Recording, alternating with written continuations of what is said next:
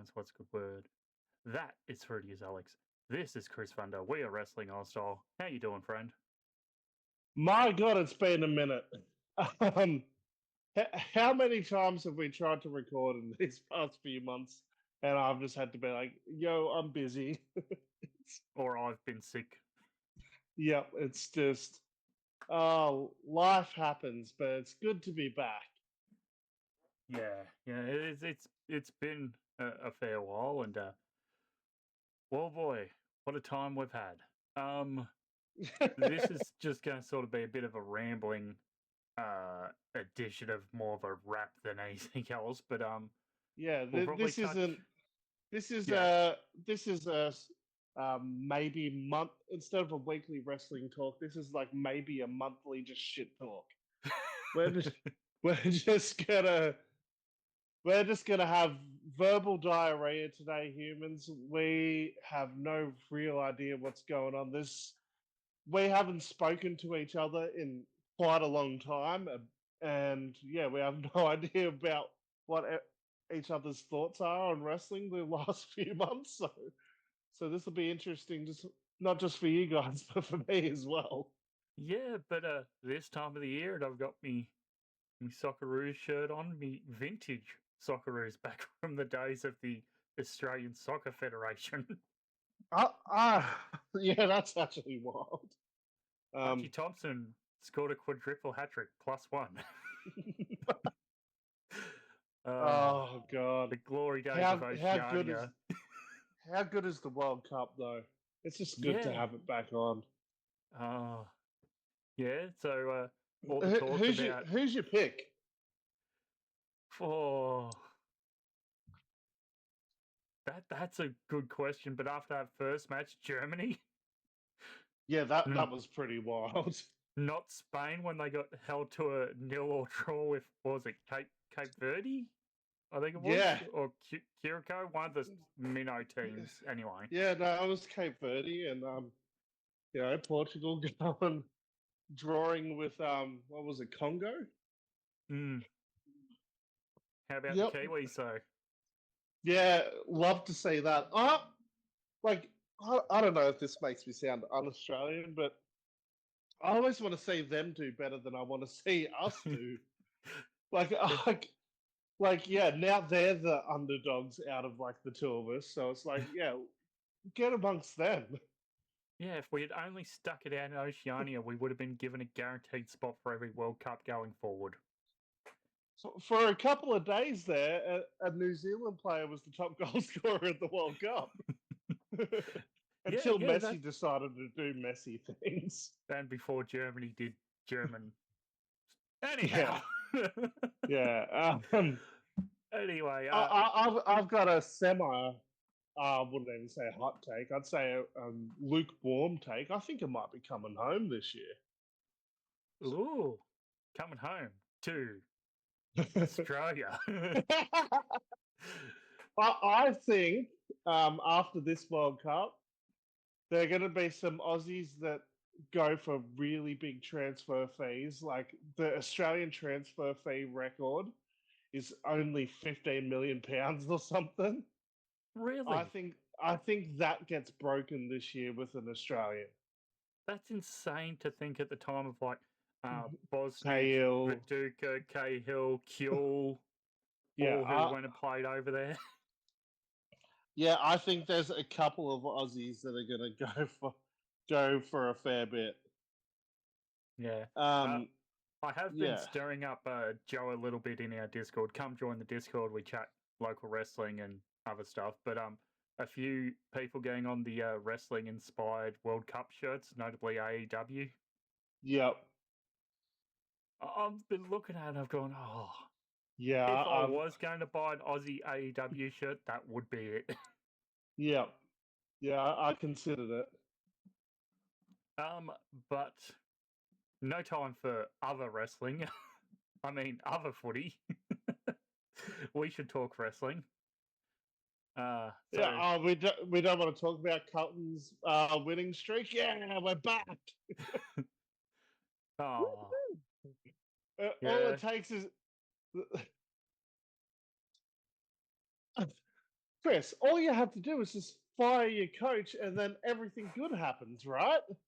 I swear that happens, right? Right? Oh, poor Essendon. Yeah, well, somebody's got to hold up the ladder. I mean, you guys should have beat us the other week. Yeah. The umpires kind of messed that up.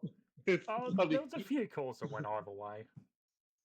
But Kerno being allowed to take a set shot at goal from 70 out. But not Kerno, fucking. Still can't get him off my mind. Mackay. The good Mackay brother. Oh, The better Mackay brother. Yeah, there we go. There we go. But yeah. Yeah, the old Bombers are having a hard time of it. Our reserves are doing a bit more respectable in the VFL. We're sort of mid-table. And then Tassie's coming in a couple of years, and they've lost, I think, one game in the VFL and drawn one. So, yeah, that's not going to be good for our draft prospects. I swear to God, I was about 2 losses away this season. Like 2 more consecutive losses away from just saying, fuck it, I'm a Tassie supporter. I was that close to pulling the pin this season. The good thing is, like, they're already going to have a couple of rivalries built into the market when they play Hawthorn in Launceston. That's going to be a big crowd for the Devils, and Kangas in Hobart. That should be a pretty big crowd. Yeah. All right. Where do you want to start? We can start WWE. We can start a little bit of New Japan. We could start AEW. We could start TNA with the recent news. Oh, Jesus.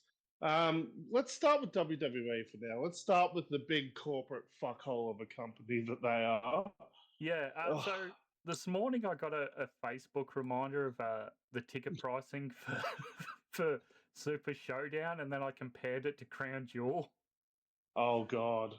So ringside Super Showdown was $1,983.42 Australian. Care to guess how much ringside Crown Jewel was in Perth? Oh, $5K? Ha, you're funny. That would get you, I think it's gold package on here, or champion package. No, ringside is $22,878.74. This company makes me feel so gross at the moment. There's just something really disingenuous about everything this company does. So compare it to the same time for those Manias. WrestleMania 2019, which is 35 in New Jersey, was ringside $1,061.28 Australian.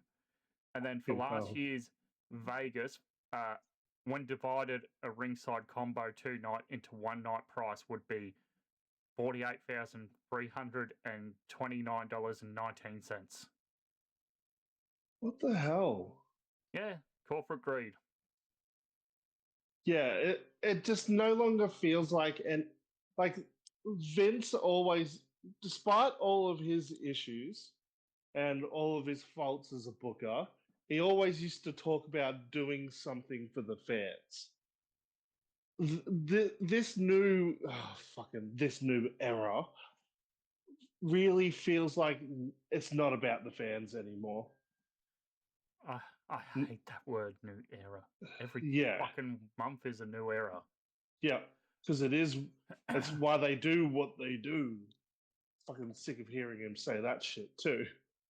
Okay, so we talked ticket pricing and how much TKO has increased in, geez, what is that, 2018, so 2019, 2020, 21, 22, 23, 24, 25, 8 years. Yeah. Yeah. Going back to April, week after WrestleMania, WWE released 24 people. Hell, yeah. So I'll read off some of the names here and you can give your quick thoughts. The entire White Six. I think with them, there's definitely at least a few in there that could make a big splash on the indie scene. I see Joe Gacy having a hell of an indie run. Yeah. I would love to see Nikki Cross go to like an AEW and just let loose with her wrestling ability that we all know she has. Well, just pivoting from that, Nikki Cross and Big Damo brought out Progress in the UK entirely, and I think shareholders in Defy Wrestling in the Northwest Pacific region of the US. Interesting. Yeah. So it has been so long since we talked. It's been a very long time. Who else got Eric Rowan? Yeah, Eric Rowan. Like, I think, like we've seen in the past, like he might pop up here and there, but there's no real need to have him signed to an exclusive contract anyway. You can just bring him in for a one-off here and there, and that's about it. Dexter Lumis? There's something there. I'd love to see him and Indy do stuff together again. They have done one or two things on socials, but nothing. I've seen that. Yeah. I'd love to see them. Yeah. I'd love to see them. Like, I'd love to see like Dexter Lumis, Sam Shaw, like show back up in TNA. But like, is that going to happen? Because I just don't. Doing in my bedroom. Yeah. Oh, Mr. Anderson. We could rehire him and just pick right back up off on that. That'd be great.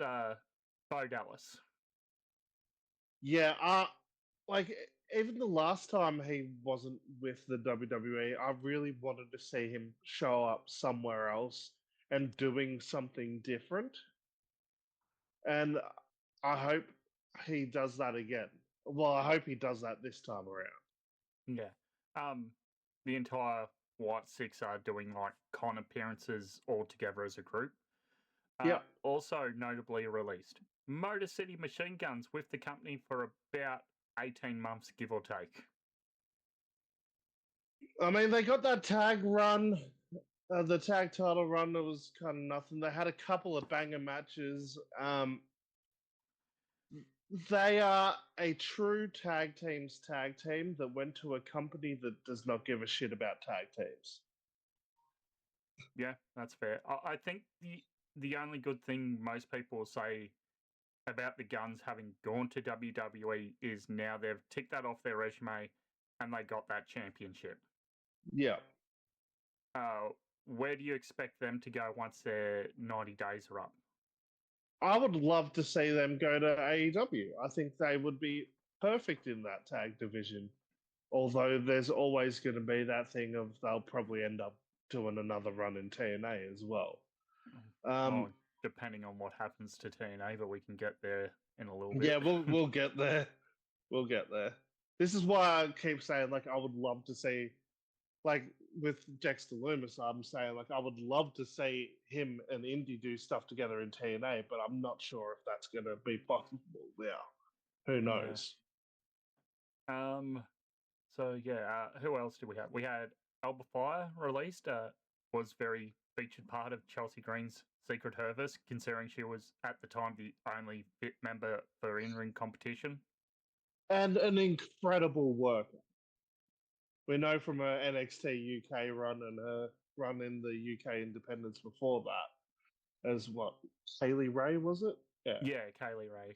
Not to be confused with the American Kaylee Ray. Oh, Kylie, yeah. Yeah, it's spelled similar, yeah. Yeah, it's anyway, I hope to see her pop up.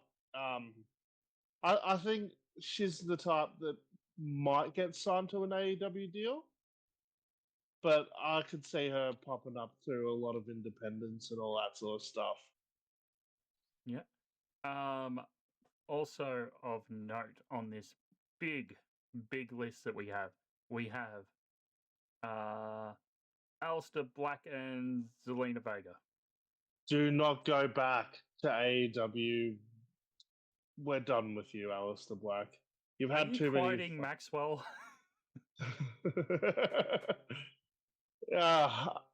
I share the same sentiments, I guess. There was a time where he was a really hot act, and due to his own, shall I say, stubbornness to put people over, allegedly, he really sort of buried any momentum he had in his last AEW run because he just didn't do singles matches and didn't get pinned. Well, AEW's only ever used the escape the cage rule once. Yep. Yep, and that was for him. Mm-hmm. And like that was probably the first real time it felt like someone was in AEW just to get back to WWE. Like Yeah. it felt very blatantly obvious. With Miro, it was like, I felt like that was a possibility too. But like with Aleister Black, it felt obvious that that's what he was doing.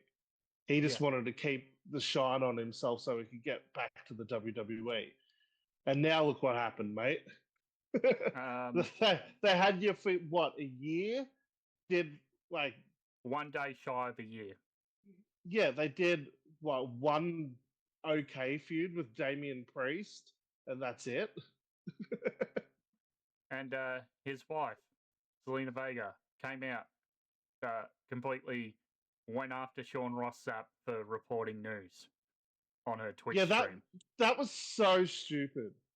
Oh, it would have been nice if Sean Ross Sapp didn't report our release like before I got the chance to. Then it's like, well, there's no way Sean Ross Sapp knew you were released before you did, so you should have just put it out there immediately then.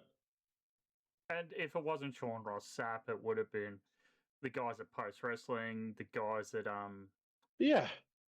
Figure 4 Wrestling Observer, the guys at any other outlet, and then her anger would have just been redirected there.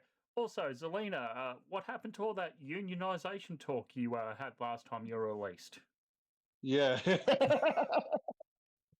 That all seemed to disappear quite quickly once you were rehired.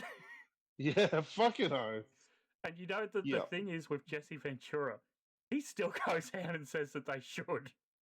Yeah. Love the man. And then I guess the last big notable name of this round of releases was Kairi Sane, released from the Kabuki Warriors. And that was probably the big shock out of the lot. And a lot of people up in arms about it.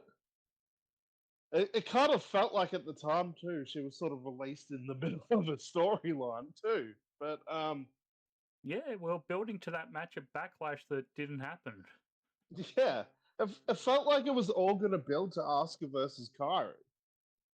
Yeah, and then it was just like, oh no, Kairi lost to EO, and just had her ass chewed out by Asuka, and then that's it. She's gone. Yep. I was just like, no, Kairi was just a fuck up. The thing is, Kairi was, when she was released the first time, she was over in New Japan and Stardom. She was the IWGP Women's Champion, so representing New Japan Women in Stardom, a really big featured act. And then she gets re-signed, and she's sort of in Damage Control, Kabuki Warriors, and then it's building to this big blow-off match. It doesn't happen at Mania. Okay, maybe, Backlash. And she gets released. It just felt like her entire run, all she was just a lackey. Same as Dakota. Same group. Yeah. But, yeah.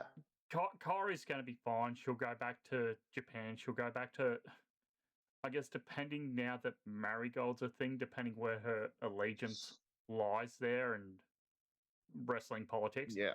Marigold or Stardom, whichever one, she's going to do great. Yeah.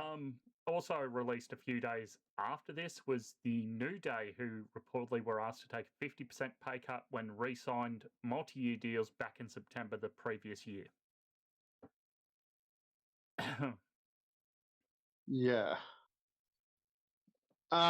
With the New Day, I find it outrageous that they were even allowed to leave. We all know where they're heading. Yeah, like we all know where they're going, but I find it fucking outrageous. Like, so not long ago, I stupidly bought WWE 2K26, right? Yeah, I've And seen you play it a few nights. yeah, and like Xavier Woods is all over it as like the video game guy. Like he's a like constant like character in the career mode thing you do. He's like a big character in the GM mode.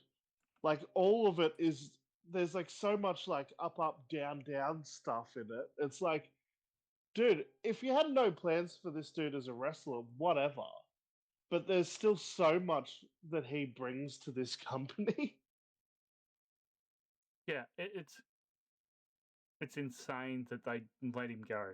Like, Yeah. a lot of people are saying, well, you could have kept him and made him face of your video game division going forward, transition him, much like Byron Saxton was removed from in-ring and commentary, and now he's pre-show host, backstage interviewer, does the in the bleachers interviews on Raw. He Yeah. could have been transitioned to that. Exactly. There was definitely stuff that Xavier Woods brings to this company. And, you know, what, Kofi Kingston been with the company for 20 years. And that's the way he has to leave. Is can you take a 50% pay cut? Fucking revolting. Yeah.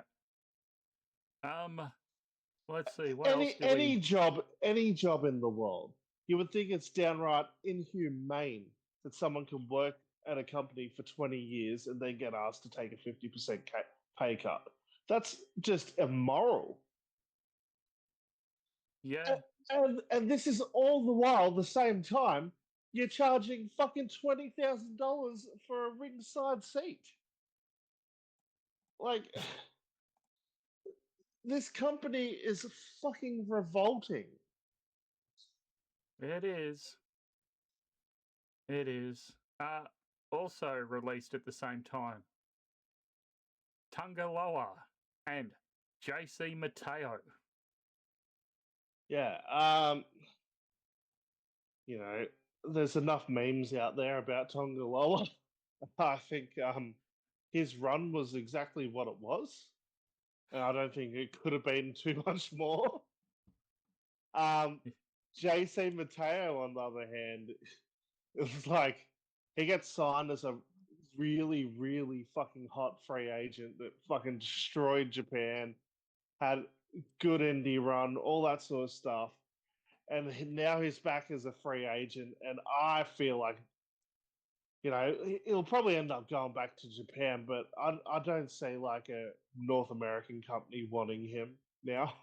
Yeah, so when I was watching Dominion the other night, Jeff Cobb had tweeted out the day before. I was watching on tape delay, so I didn't see this until afterwards. He tweeted out responding to a fan's quote tweet saying, "Oh, where is the exact wording?" Did just post this, Alex. Why didn't you tell me? Cobb said, quote, "I used to do some fun stuff in an alternative universe. Maybe it's time to dust off the old college resume." And it's a fan's quote tweet of a New Japan Wrestle Kingdom 19 clip of Jeff Cobb. Now, Cobb leaves New Japan in April of 2025. He was at the time the current IWGP Tag Team Champion with Callum Newman and had earned a world title match at Duntaku against Hiroki Goto. So he leaves for the WWE, and so during that time, and becomes a fucking dork for a year, essentially. Yeah, but more so to that point, New Japan goes, all right, well, we did have you positioned to become the new leader of United Empire. Yep. Callum will take this. And Callum goes and he reclaims the vacated tag titles over Bushimon in a tournament final, teaming with Grado Khan. He does take on Jeff's Cobb match against Hiroki Goto, losing in his first attempt for the title. He goes on to become the youngest ever winner of the New Japan Cup at 23. And at April 4th, Sakura Genesis this year becomes the new IWGP Heavyweight Champion and the youngest in history after defeating Yota Tsuji. And you can't help but feel that all of this stuff was probably meant for Jeff Cobb. Yeah, because we know the Japan booking system is usually done a year or two at least in advance. Yeah. For most of those promotions. And Cobb's most notable thing in the WWE, I would say, would be losing the tag team championships to Priest and Truth, defending them on Solo's behalf, but is not a champion because it wasn't under Freebird rules. Yep. Ridiculous. What he was in WWE was maybe like 1/50th of the potential that dude has. Yeah. And no matter what he does from this point forward, I think he's always going to be painted with that JC Mateo brush. And people are just going to be like, yeah, but he's got no charisma. He's just a background character who's nothing.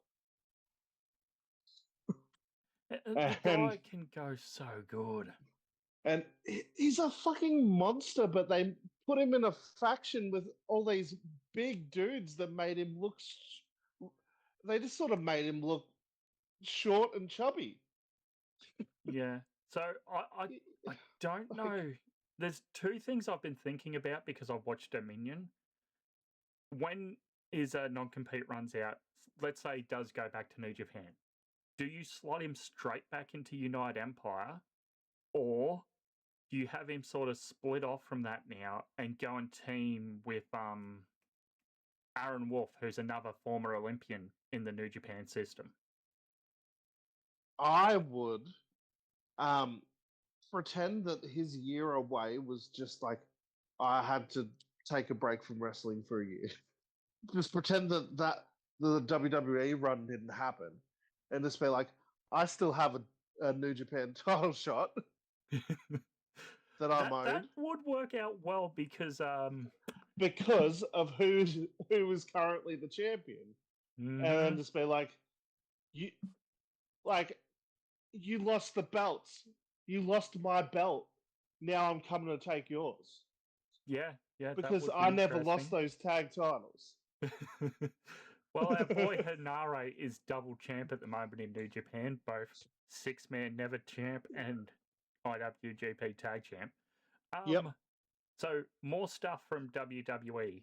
Zelina alleged that WWE creative doesn't know how to book supernatural personas like Aleister Black and the Whites.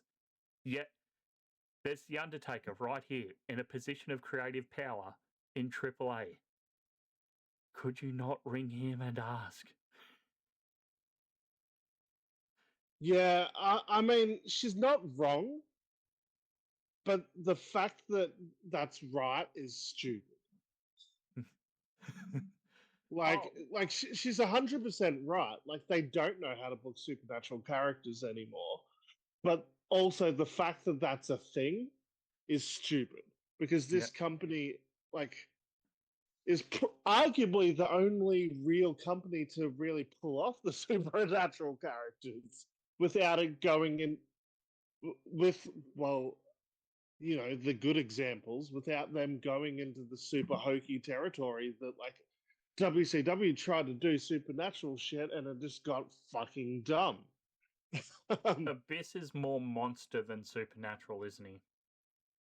Yeah, but there's a hit, he was monster, but he was with James Mitchell, who, he towed the lines of supernatural.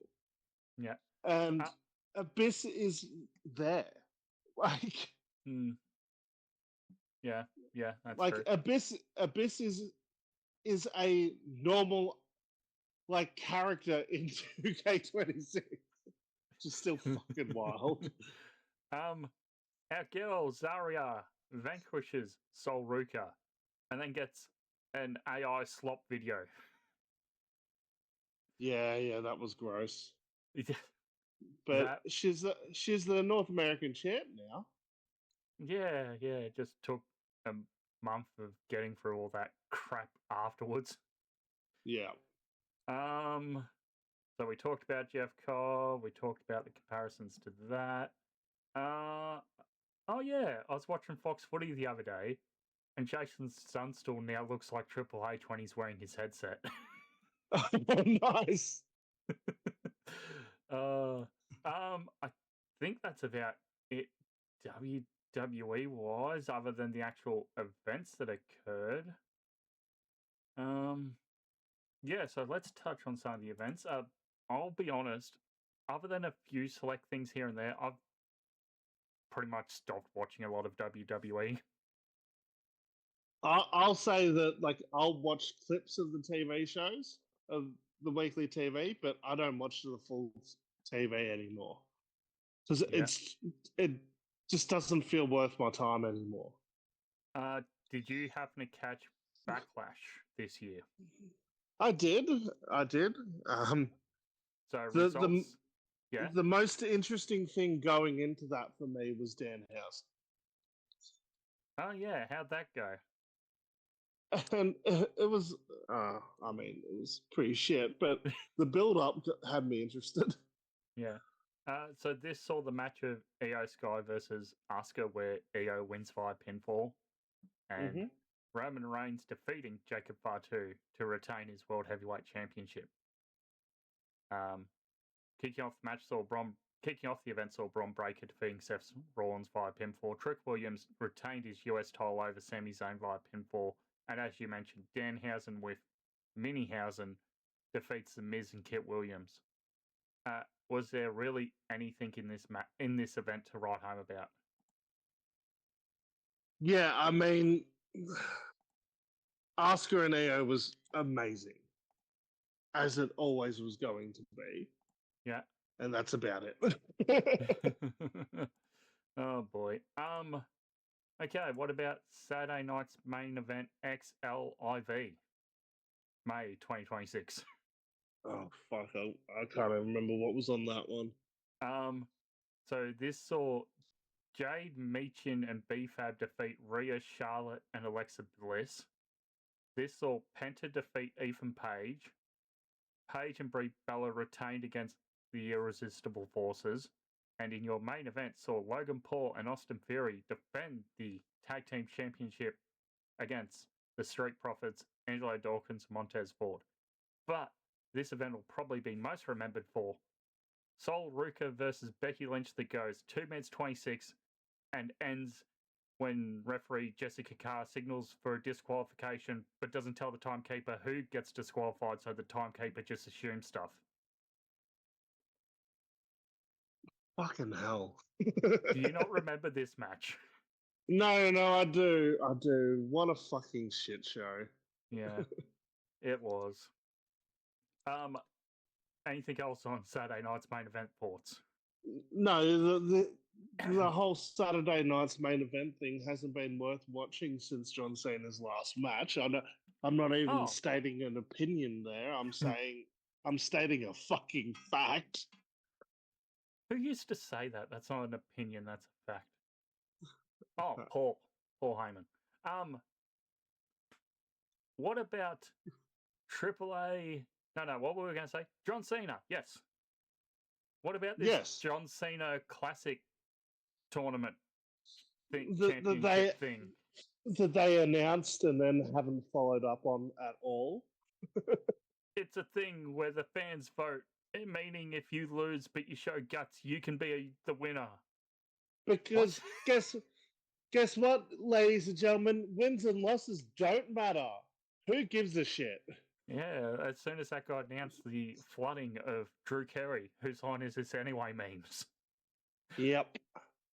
Your victory points do not matter. Yep. But Alex, did you happen to go out of your way to see AAA Noche de los Grandes? I saw the match that I needed to see. Yeah, which I will tell you 100% was one of the greatest matches I've seen in the last couple of years. Yeah, I watched the undercard. The undercard was fine. Nothing really to write home about other than War Raiders are in AAA, I guess, and got another championship to add to their collection of different belts from different promotions. But your main event saw original El Grande Americano versus the new El Grande Americano in no disqualification Lucha del Espastias Mascara Canta Mascara. I swear you swore at me in the middle of that. Perhaps, and I apologize. Mask versus mask, no DQ. Yeah, my God. I know we hate the word cinema involved with wrestling, but if you're going to call a match cinema, you got to call this one cinema. Yeah. I went into this after work that day blind of the result. I just knew it was happening that day.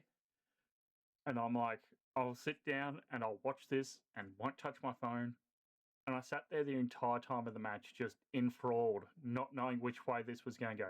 Had a pretty good idea which way it was going to go, but no concrete feeling. And by God, it is probably the best match I've seen on TV this year, like on video. By a long shot. The best match I've seen under the WWE umbrella in God knows how long. The best, I guess, match from not one of the big three promotions. If you want to count AAA as its own thing, still, sure, whatever. Outside of main WWE, AEW, and New Japan, probably, the best match I've seen ever outside of those ones. Yeah. My only issue with this is that it had to go to AAA for it to end up like this. I think it was the right call, and I will 100% the right call. But it shouldn't have needed it. It shouldn't have needed to go to that. The story was there to begin with. Yeah, and they tried to do original as face in the US and new as the heel, and it just wasn't clicking in the US. Yeah. Yeah, and that's what just does my head in, is that look at how and why it worked in Mexico. Why could you not have done the exact same thing in America? Because it would have got 6 minutes and been buffered either side by ads. Yeah, true. True. And it would have resulted in a fucking Dude Wipes presents mask versus mask. So the last time I can remember WWE doing a mask versus mask was Blue Sin Cara versus Black Sin Cara. Can you remember a more recent one than that? No, I can't. I think that is the most recent one, and that is a poor example of mask versus mask. That's what I mean. That's how it probably would have gone. Yep. And you look at what this match did, like now, and like how this match translated so well even to the American audience, that now like Chad Gable is on Raw and getting a push. But it's like, motherfucker, you had him the whole time. Yeah. Like, you could have done this on your TV, you dumb fuck. Well, they did re-air the entire match in full on Netflix on that Raw after Clash in Italy. Yeah. Do you know the star rating for this match? Given it's been about a month. I actually don't, but if it didn't get 5, I'd be shocked. Okay, have a guess. Knowing that Meltzer's scale goes up to 7, have a guess. 5.75. Bang on. Really? Yep. Fucking hell. I was like, There he are wouldn't. 13 matches that Meltzer has rated better than this, and 14 matches he has rated equal to this. Fucking hell. Yeah. Yeah, I was going to say, like, he wouldn't have just stuck to 5 for this, but there's no way he would have gone to 6 either.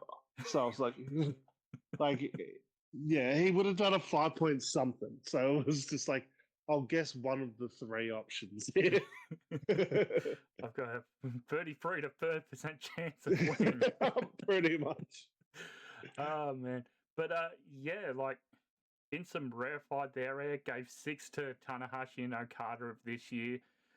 That one's more nostalgia fan service than wrestling, let's be honest. And how much do you think this match was helped, heat-wise, by that story coming out about Kaiser in the elevator? Well, JBL does bring it up on commentary. Yeah. I think, like, that story coming out, and especially when it comes out that, like, some guy gets in an elevator, racially abuses Kaiser's girlfriend, so he like, essentially beats him up. Like, Yeah. that story coming out, and then this match happening in Mexico, the Mexican people hearing that, like, okay, this guy stood up for us. Like, no wonder he got such a huge pop. Like, how is Ludwig Kaiser now the biggest, like, most organic baby face in wrestling right now? How did that happen? What the fuck? Yeah. All Vince needed to do was send down a German speaker to Mexico, put him under a mask, and he would have had his next big Latin star. It's fucking outrageous that that's what Kaiser's become. I'd argue he's bigger than Penta, Ray Phoenix, Stephanie Vaca. Like, when he beats Dom for that AAA title at some point, that's huge. Yeah. Well, Triple Mania's 2 nights this year. Yeah. Night 1, they gotta Las Vegas. It needed a night in Vegas, of course. Yeah, you notice how the World Cup's not in Vegas? Yeah, because it's all fucking booked out for wrestling. Fuck! Wrestling and rugby league, that's what we do in this city. Yep. Storm are going this year. It's like, oh, that'd be nice. Anyway, did you happen to catch Clash in Italy the day after? I did. So Cody beats Gunther to retain his undisputed title. Rhea Ripley defeats Jay to retain her women's title. Brock Lesnar defeats Obafemi in 621. Sol Ruka defeats Becky Lynch to become the new Women's IC champion, and in tribal combat for both the World Heavyweight Championship and Tribal Chief of the Anawahi family, Roman Reigns defeats Jacob Fatu. Any real thoughts? This was a pretty skippable pay-per-view. The only thing I really enjoyed about this pay-per-view is that at one point they showed Santino in the crowd. Yeah. I was like, hell yeah. My name is Santino Marella. I come from Milan, Italy. Yep, and they talked about him, like, winning the Intercontinental title in his first night in the WWE against Lashley. Well, they didn't. I don't think they said. Oh no, it was against Umaga. Thanks to Lashley. Umanga. Oh man. Yeah. And then we've got a King and Queen of the Ring going on at the moment because it's Riyadh season. Yep. You son of a gun. Yeah, SmackDown. Apparently that's not the show to watch because only one of 8 people made it to the semi-final for SmackDown. Yeah, actually, can you just tell me who's left in these tournaments? Because I actually don't know right now off the top of my head. So possible spoilers here because SmackDown was taped, I think, earlier in the week or something.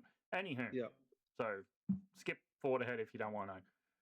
Oba Femi versus Dominic Mysterio, and Oba won via pinfall to move through to the final. Yep. And in your other final for the men is Javon Evans versus Jey Uso. Yeah. So Oba and Dom happened on Raw. Yeah.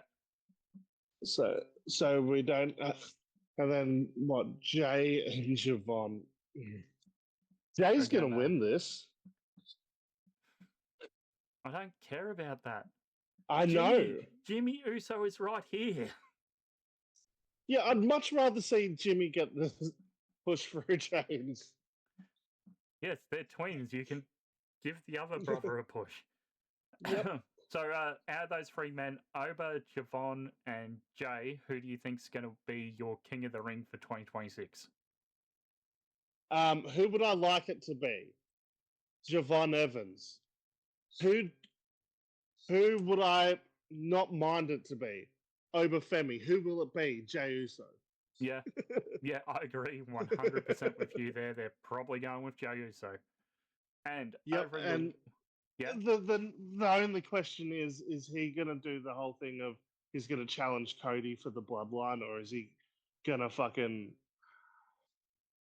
betray Roman and go for Roman's title? I don't care.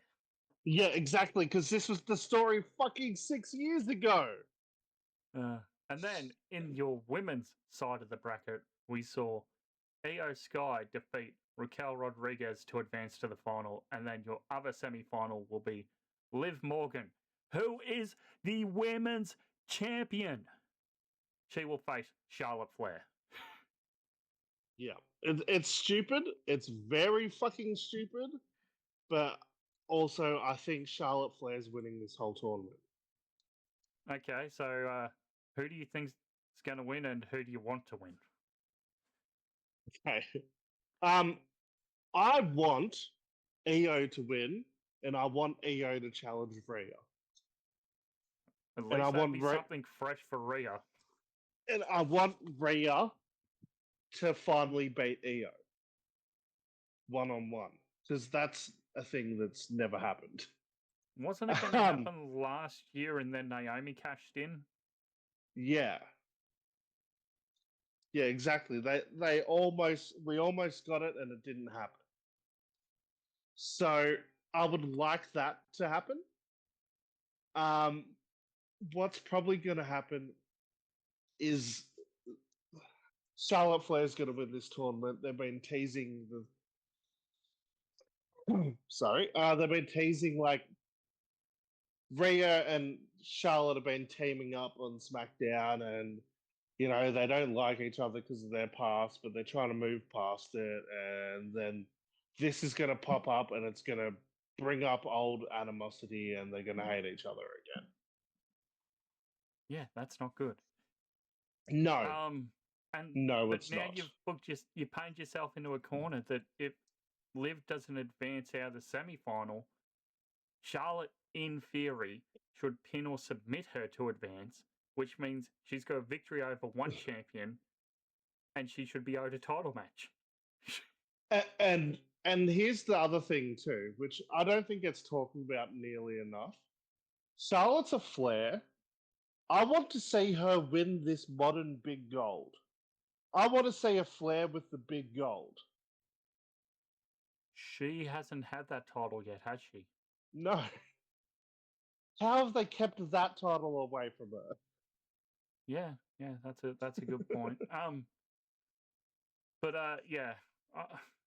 not really phased. In other WWE news related to Queen of the Ring, Rhea Ripley has suffered a knee injury during the European tour at a house show in Italy. The length of the injury and possible return date are currently unknown. It's fucking awful, but it shouldn't affect things because champions don't defend titles anyway. So it's so I'm pretty sure I saw you post something about how Liv Morgan's yet to defend her title that she won at Mania. I will double check that while I'm here, but I think she hasn't. Yeah, like, I don't mind if you're telling a story like that. Like, Athena is the opposite. Like, she's still Ring of Honor Women's Champion, but Yeah. she defends that title a lot. Mercedes, when she had all those indie titles, would go and defend at least the indie titles once or twice and defend her TBS title regularly. What title does Liv have? The World Heavyweight. Yep. Matches. None. Hang on, I'll see how many days she's had this for. 62 days and counting. Fucking hell. If Jack Tunney was still around,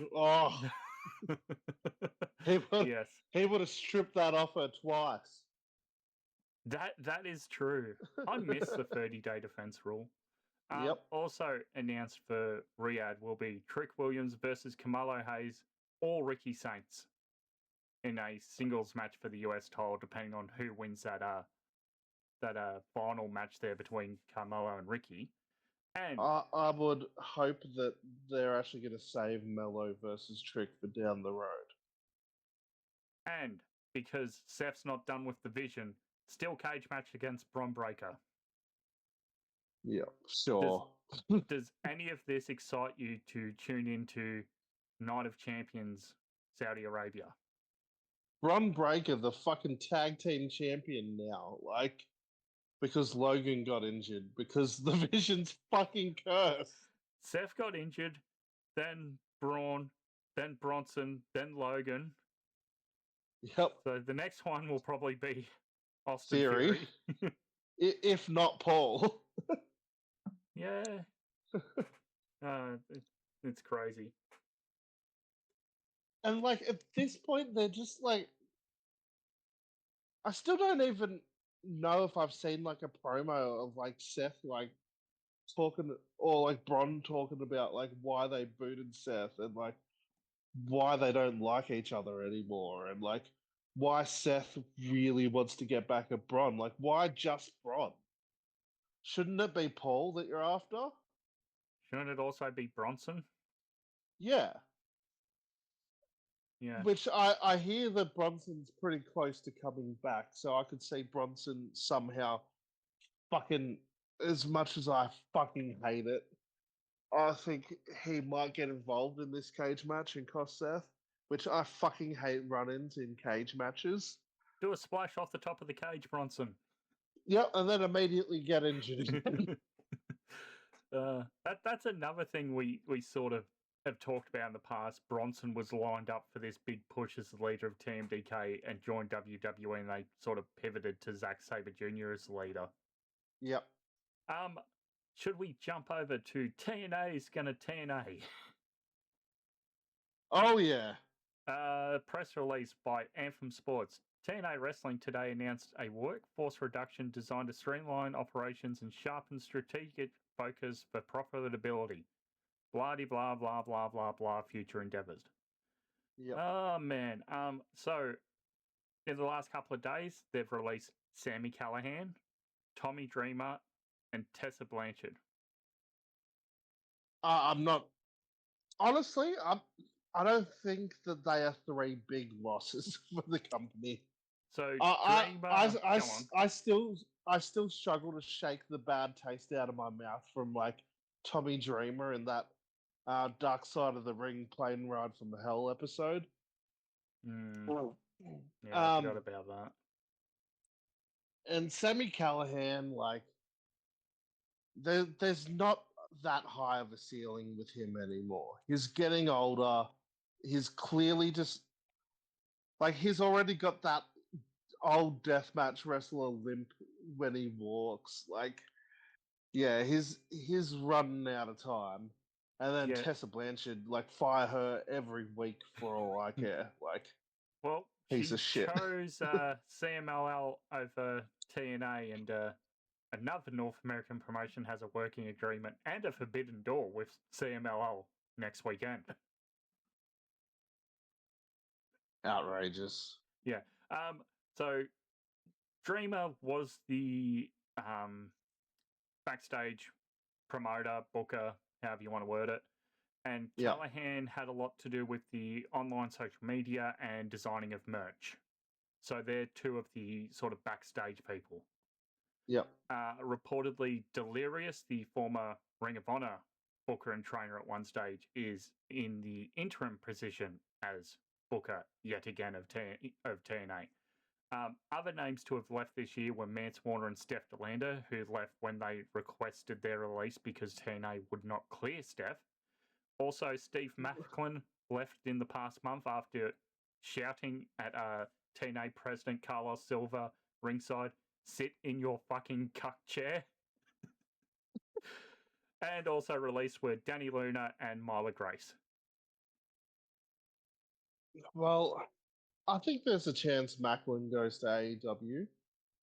Yeah, Don Cal's family needs more members. Well, I can see him specifically going to ROH. ROH needs more members. Yeah. Now, I did say this when I originally posted all the WWE releases. Andre Chase, I was spitballing. I'm like, he's got 30-day non-compete. If Ring of Honor wanted to bring him in and do like a rival university fraternity to Ring of Honor's frat house group, you could That'd do be that. so good.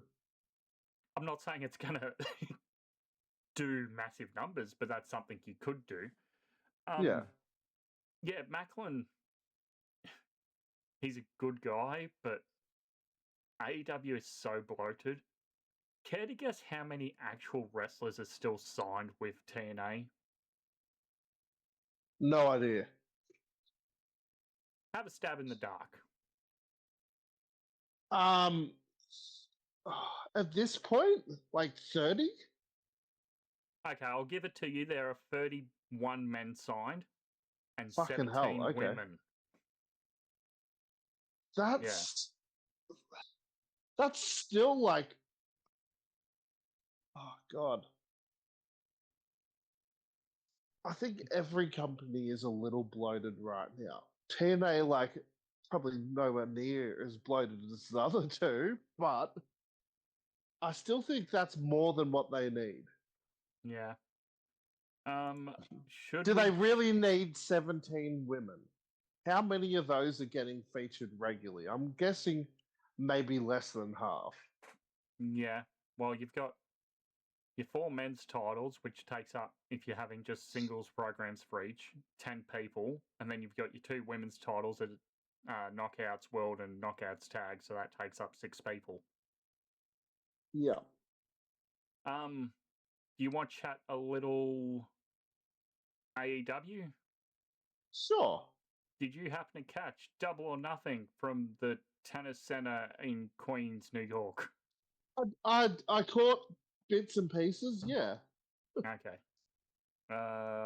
Where are the results here? Did you catch any of the pre-show? Not that I can recall. Okay. So we saw our girl, Lana Cross, retain the Women's Tag Team Championship. Oh, sorry, this was a 5-minute eliminator match. My apologies, against Zeta Steel and Vita Van. Zeta Steel used to be in Evolve, was part of what are they called? The new NXT Tag Champions, Swipe Right, whatever their bigger group name is. And she left and she's in AEW Ring of Honor now, managed by Christopher Daniels. Okay. And Boom and Doom, along with Conglomeration, Briscoe, Orange Cassidy, Roderick Strong, with Big Justice and the Rizzler ringside, defeat Shane Taylor Promotions. Hell yeah.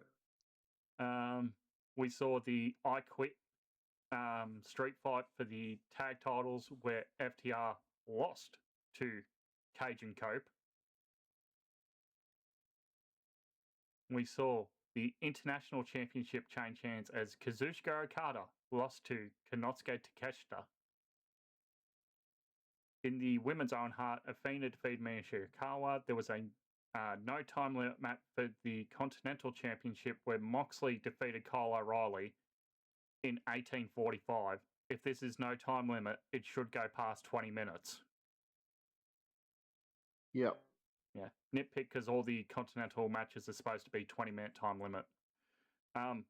Ospreay defeated Samoa Joe in the men's Owen Hart Cup match.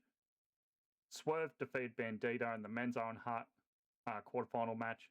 Then Tekla won her fatal four-way against Hikaru Shida, Jamie Hayter, and Chris Statlander to retain the Women's World Championship. Co-main event of the Stadium Stampede match where Team Jericho, along with Hurt Syndicate, Bobby Lashley, and Shelter Management, along with the Elite, Omega, Jack Perry, Matt Jackson, and Nick Jackson, defeat The Demand, Ricochet, Bishop Canto, Leona, and Don Cal's family members, Mark Davis, and Andrade El Idolo, along with the Dog members, Clark Connors and David Finlay. That was a lot of people. Yep.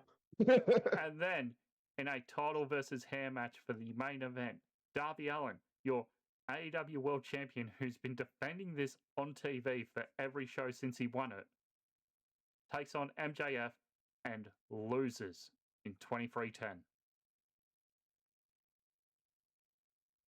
I like it. I do like it because I think they did a good job of telling the story that Darby just reached the end of his rope. Yeah. And I feel like all year has just been a build for MJF to eventually drop the title to Will Ospreay at All In. Like I feel like that's all that's everything's been building to anyway.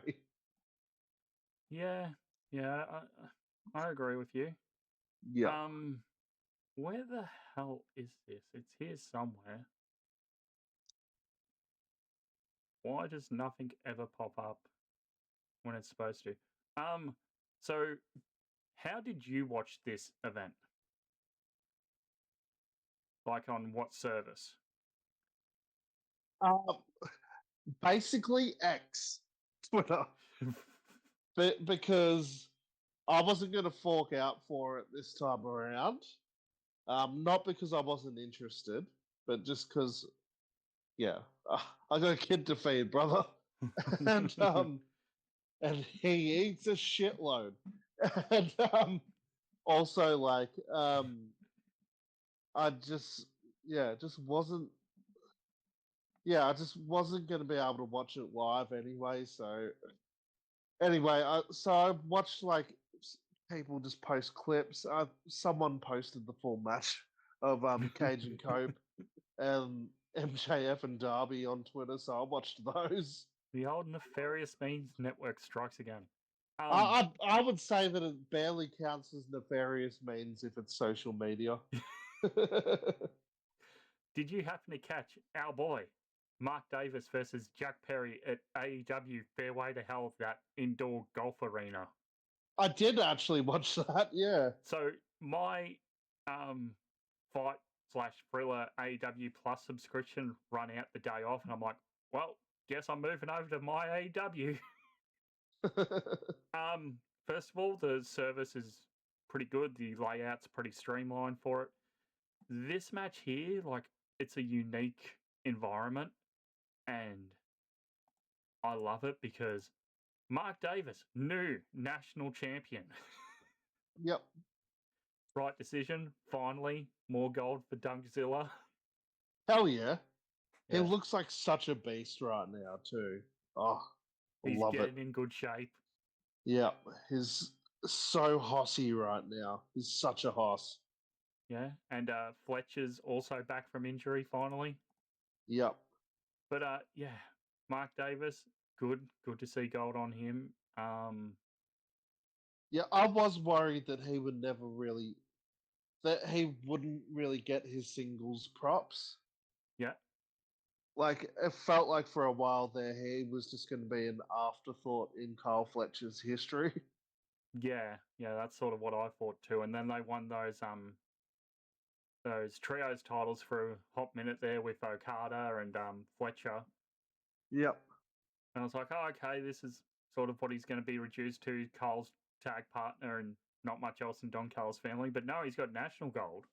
Yeah. And Cole's coming back, and this week on Dynamite, Cole was sort of looking over his shoulder at Kevin Knight, who's now the newest member of the Dunkzilla family, got that TNT gold. Yep. So, yeah. Last little thing here, sort of AEW related before Forbidden Door. Did you see who took an opportunity to get into the Owen Hart tournament when Zaria was injured? No. So Zaria travelled over from Japan, wasn't medically cleared. Tony Khan makes a phone call to Maya World, the same woman he called when Tegan Knox walked out of the company. Fucking hell. So, yeah, Maya World has a pretty good opening round match here. Had lost her brother during the week, and yeah, I expected once they said that on commentary she was going to get the win. She faces Athena this weekend on Collision, which has been done on tape delay. Now, this is going to sound crazy. I would have her pin Athena, but not win the Owen against Mercedes. You have her pin Athena, that sets up Athena's next challenger for the world title. Yep. And I she like doesn't have to win the Owen. Mercedes can win the Owen, go to Wembley, help sell more tickets. Yep. And you look at where she was 6 months ago. She wasn't signed to AEW. And she picked up the phone because they were in Texas, did the job for Tony Khan, got signed, picked up the phone again, got put into the Owen on late notice, won her opening round match. Hell yeah. And meanwhile, where's Tegan Knox? Yep. In the final few months of her in-ring career. Exactly. And we've said this before, like people like Willow, Sky Blue, Harley Cameron, some of the men's wrestlers, Jack Perry, Orange Cassidy. Like, people will come in and lose. There are very few people who will come in right off the bat and be at the main event level. When the company was already established. Okada, Mercedes, Punk. Those are probably the only three huge names who have come in who haven't had to work their way up. Like, even Ospreay, like, didn't immediately go to the main event, I guess. No. Yeah.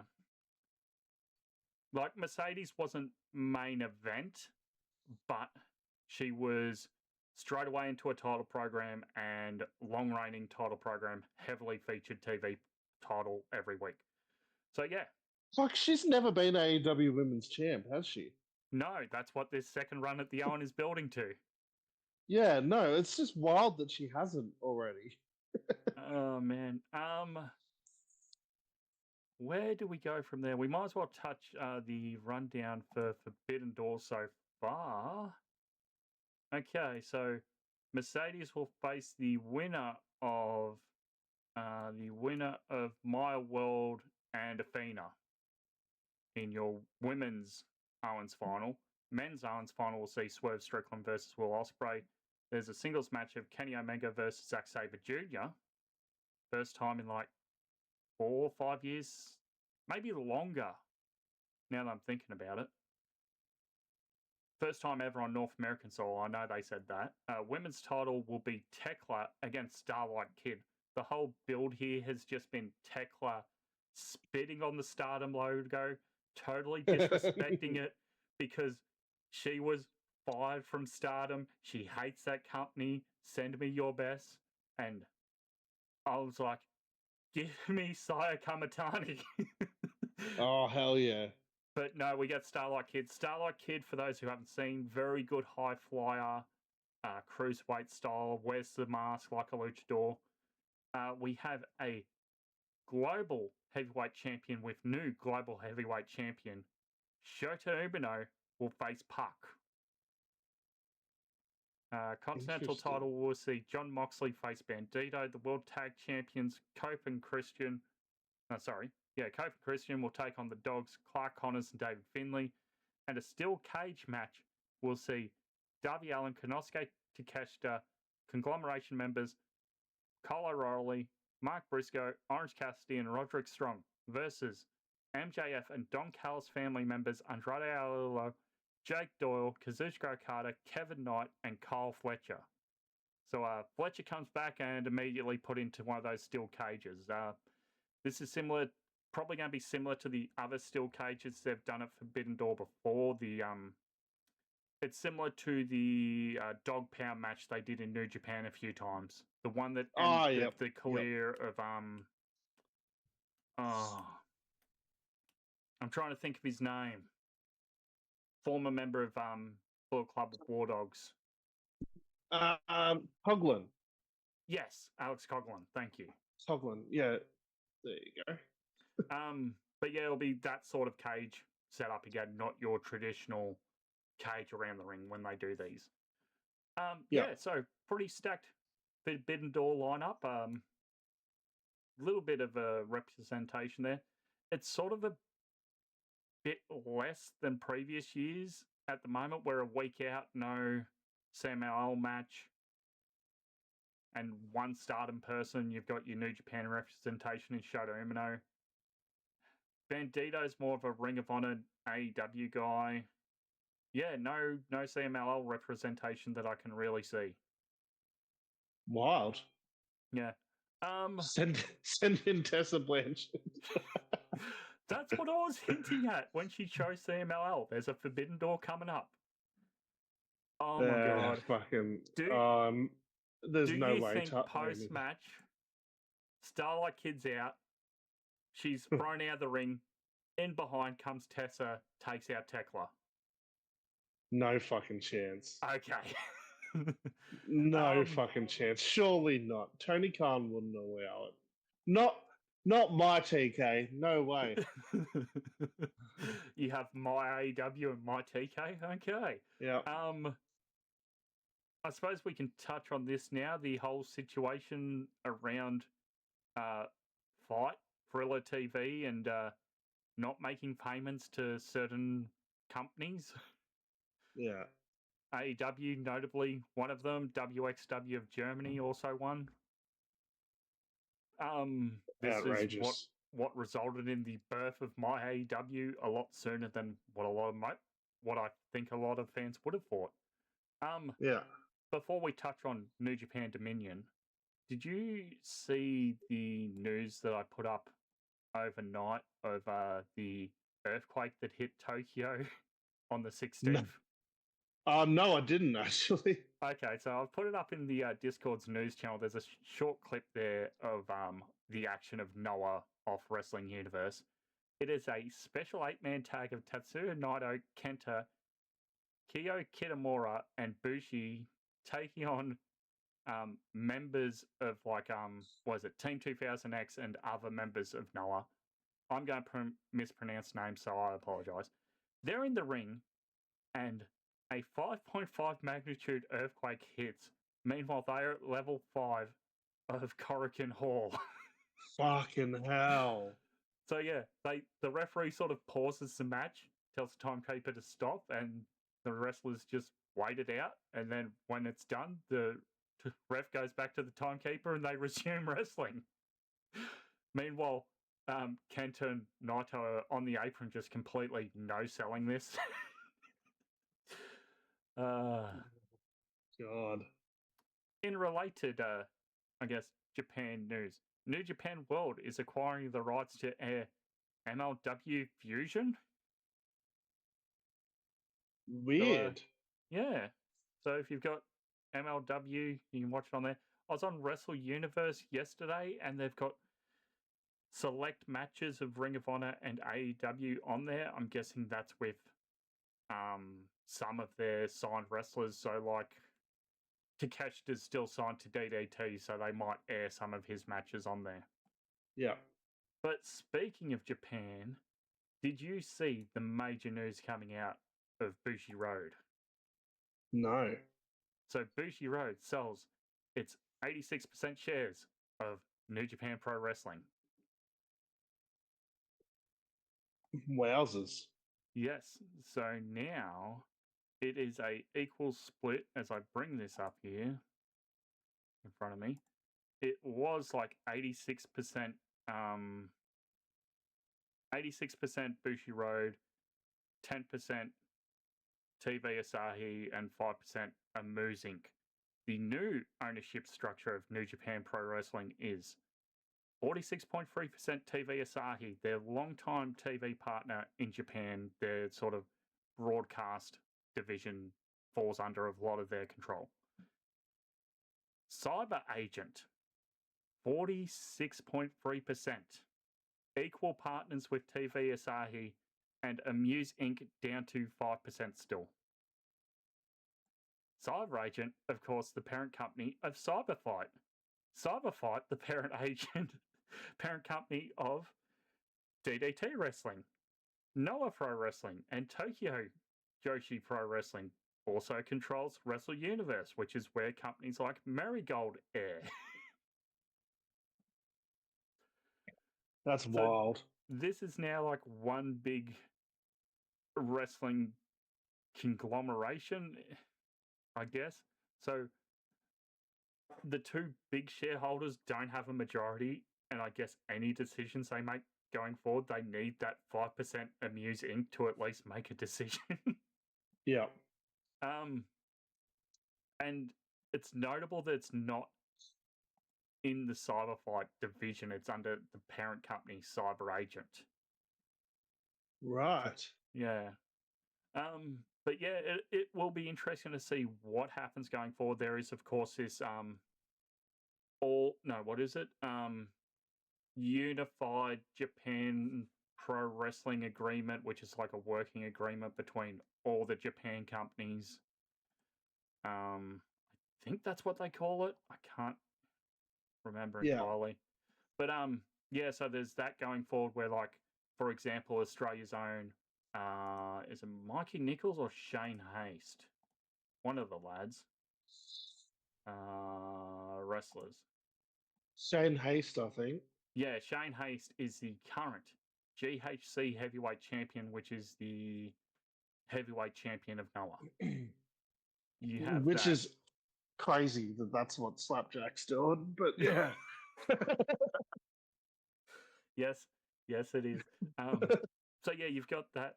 You've got the United Japan Pro Wrestling Agreement, which is like all the big companies of Japan working together for certain shows and sharing their roster to try to keep people like WWE, TKO out of Japan and not buy other wrestling companies. But yeah, so it will be interesting to see what happens with New Japan World going forward. What will happen with New Japan itself going forward? What happens with Noah going forward? Very interesting that the month before, New Japan, who owned Stardom as a separate division of New Japan, sold Stardom back to Bushiroad. Then Bushiroad sells New Japan, but Bushiroad retains ownership over Stardom. But Stardom will continue to be a sister promotion to New Japan. Wow. Yeah, so it'll be very interesting to see what happens there, if that partnership breaks down and New Japan goes with someone like Marigold, for example. Who's to say? Did you happen to catch any of New Japan Dominion 6.14 in Osaka-Jo Hall this past week? No, I didn't. Actually, I'm not even sure if I know of a result. Okay. So feel free to fill me in. Yep. So kicking off the show, we see Sonata come out, but it's the old Sonata, and then another Sonata comes out, and another, and we end up with like 10 Sonatas on the rampway, showing past incarnations of Sonata, and then the last Sonata comes out, who is the actual Sonata. Because he has been injured and off recently. Then comes out Konosuke Takeshita, who is the reigning New Japan TV champ, but Sonata is in possession of the title. They have a pretty good match here, going 8-24. Konosuke retains and then gets physical possession back of the TV title. Jake Lee wins in 9:40 over El Fantasmo in a no disqualification match via referee stoppage. This match was like every other Jake Lee match. It sucked. You had a special tag team match of Taichi and Yuya Uemura taking on TMDK, Ryohei Owa, and Zack Sabre Jr., where Taichi pins the TMDK young boy to show that he's still better than his former Dangerous Tekkers partner. El Desperado, one half of the junior tag team champs, takes on Mystico, yes, the former Sin Cara, the other half of the junior tag team champs. And a pretty good match here, going 9:33, very sportingly until Despy attacks Mystico's injured knee and gets the win. The never openweight six-man title was on the line next as Ren Narita comes out with House of Torture, including Dick to Go, Yoshinobu Kanemaru, and Yujiro Takahashi. He is the defending champ, taking on Aaron Wolf, and it goes about 10 minutes here as Aaron Wolf fights off House of Torture and reclaims his never openweight championship. We have Knockout Brothers, the IWGP Tag Champs, Oscar and Yuto Ice, still in their first reign, going up against United Empire's Great O'Khan and Aaron Henare, and as I alluded to earlier, O'Khan and Henare win, ending their first tag team reign of Oscar and Yuto Ice in 256 days. They were saying on the English commentary there's about 3 or 4 reigns longer than this overall, and it's the longest first reign as a champion. Global Heavyweight Championship was next as Andrade El Idolo, the defending champ, took on Drilla Maloney and Shota Umino.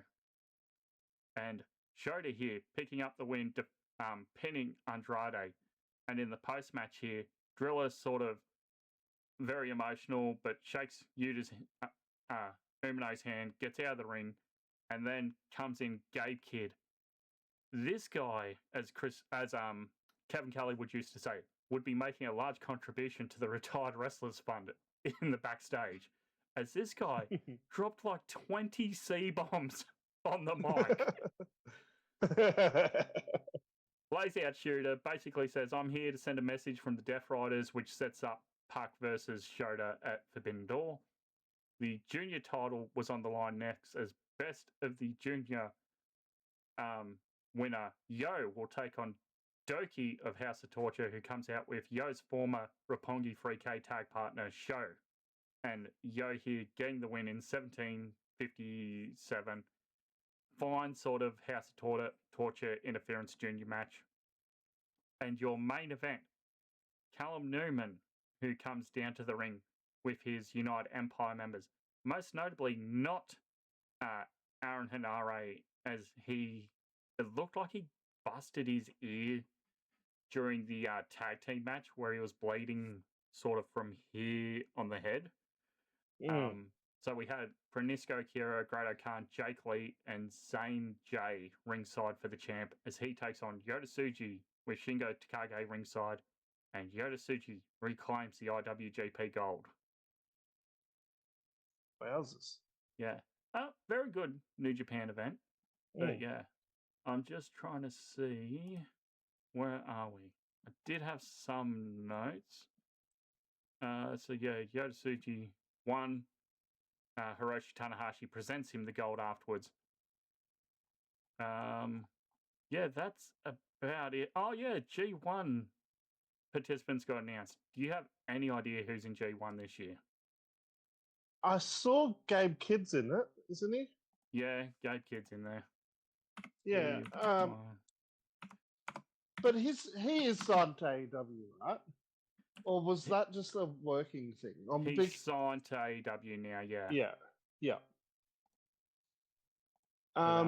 There's the last I saw, there was like 4 or 5 like mystery, like haven't been announced participants yet. Yeah, so because O'Khan and Henare won the tag titles, they got put in. So Oscar and Yuto Ice now have to go through the playthroughs. Right. So Does it have the play-ins here in English? Play-in match A will be Taichi versus Yuto Ice, and then the second play-in match for A will be El Fantasmo taking on Rei Owa. I'm always going to butcher that name, I apologise. Other play-in match for Block B will see Yoshihashi taking on Rei. Wait, does that say the same name twice? Yeah, it does. New Japan's website's messed up. It says Yoshihashi will face Rei Owa. So Owa's got 2 play-in matches, unless that's a mistranslation. And Oscar will take on Yujiro Takahashi. Actually, in the blocks, Block A, Konosuke Takeshita, Hiroki Goto, Bolton Oleg, Yota Tsuji, Shingo Takagi, Jake Lee, Sanada, Grado Khan, and the 2 play-in winners. Block B will see Shota Umino, Yuya Uemura, Ren Narita, Drilla Maloney, Zack Sabre Jr., Callum Newman, Gabe Kidd, and Hanare. Yeah. Very, very interesting indeed. But I suppose the last thing to touch on here would be the life and career of Ted Turner. I mean, fuck. Wrestling as I liked it in the 90s wouldn't have existed without him. Wrestling as we know it doesn't exist without Ted Turner. Without Ted Turner challenging Vince McMahon to step up his game, basically. Yeah. My God. When did Ted take ownership of WCW? Exact year I could get wrong, but it was like 90, 91-ish, like early 90s. I'm gonna have a look now whilst we're here. Maybe Jim even Crockett, 1988. Oh shit! Earlier than I thought. So at this time, what are your major promotions in North America? You've got the WWF. Yep. Well, then you got WCW, Jim Crockett Promotions. Yep. You've got AWA still hanging in there. They're still doing okay. How are they in '88 though? Are they sort of like world class, sort of at the deathbed?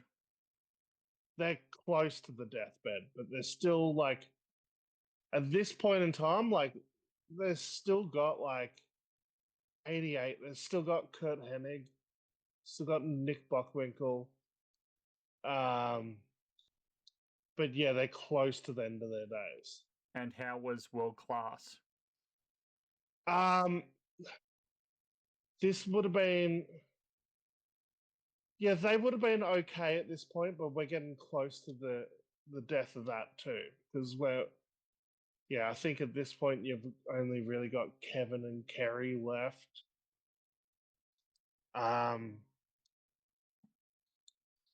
But yeah, I think this is around the time, 88, 89, that World Class and Memphis did a bit of a team up as well. So I think they joined world titles for a little bit. So they had Jerry Lawler coming in a fair bit, which kind of saved their asses for a bit. Yep. But yeah, like it was very much so like WWF up there on its own. Then a little bit further down was the WCW, and then a huge gap. Then AWA, World Class, Memphis, all that. Yeah. So at this point in time, ECW doesn't even exist as Eastern Championship Wrestling. No. So what is it? Alternative Universe. Turner decides not to buy Jim Crockett Promotions and chooses to air, let's say, World Class instead on Turner Broadcasting, not buying it. Jim Crockett closes down. How big of a hole would that have been going into what you know is 89 North American wrestling? Oh man. In this alternate universe, you're saying Turner buys World Class. No, he just airs World Class. Oh yeah, okay. Then I see that a lot of your Jim Crockett sort of stars would probably either go to the WWF or the AWA or well, the smaller names would probably end up in World Class, to be honest. I think that happening probably would have saved AWA, and kept them alive for a few years longer. But I don't think it would have completely saved them. So I you think. don't think AWA could have risen to WCW levels Oh, without that backing of Turner? oh, fuck no! And not with Vern Gagne's sort of old school mentality. He wouldn't have been willing to like adapt with the way the '90s were, where you needed that realism. You needed a bit of pulling the curtain back a little bit in the '90s. So there's no way Vern Gagne does that. He might have gone the opposite direction. So who was sort of the big stars of WCW Jim Crockett Promotions at the end of '88? Oh, this is Heart of the Horseman. This is Heart of Dusty. This is Sting's coming in the late '88. Luger's coming in. Fuck, you've got the Road Warriors. You've got the Midnights and the Rock and Roll Express doing their thing. You got Cornette. You've got yeah. Like when you think of like that sort of era of WCW, like this is the peak of it, which is the craziest thing. It's like how close they were to folding, considering like the star power they had at that time. Yeah. But it was just their unwillingness to sort of expand outside of the southern base that Yep. they had. Yep. I'm just looking now. Their last, so that's Starrcade is December 26, '88, and just looking at this, why is the main event? Go on. Is that Ronnie Garvin as world champ in there? No. Okay, because around that time he would have been too. Because I think around that time they would have been trying to transition to a different babyface from Dusty. They might have even tried Nikita at that time. Hang on, let me pull up Starrcade '88.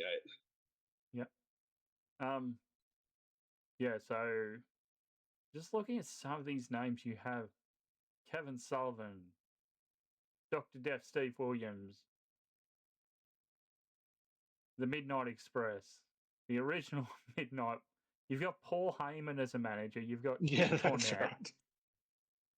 You have Ivan Koloff, Junkyard Dog, Rick Steiner, Mike Rotunda, Barry Holy Windham, fuck. J.G. Dillon. So yeah, you got the Horsemen there. Bam Bam's there. That tag title match. Oh, put it in my veins. Sting and Dusty versus Road Warriors, Hawk and Animal with Paul Ellering for the tag titles. This was when the Road Warriors turned heel on Dusty by unscrewing one of the spikes off their shoulder pads and stabbing Dusty in the eye with it. Oh, I remember that. I don't know how, but I do. I had it on VHS. There's a good chance that's probably where I remember it. A good chance I showed it to you as a kid because, like, I remember just being like, "Holy crap!" He just stabbed him in the eye, and you could see the blood coming out of Dusty's eyeball. He would have, like, in hindsight, he would have bladed his eyelid or something to make it bleed the way it was. Yeah. And your world champion was Flair versus Lex Luger. And then there's a dark bunkhouse battle royal. I want to. Oh, they don't have. Oh, there they go. There's the participants. Dustin there. Dustin Rhodes, Larry Zbyszko, Kendall Windham, Dick Murdoch, Eddie Gilbert. Yeah. So without Ted Turner buying Jim Crockett Promotions and turning it into World Championship Wrestling, which isn't the name from the TV that Georgia Championship Wrestling used to do? Yes.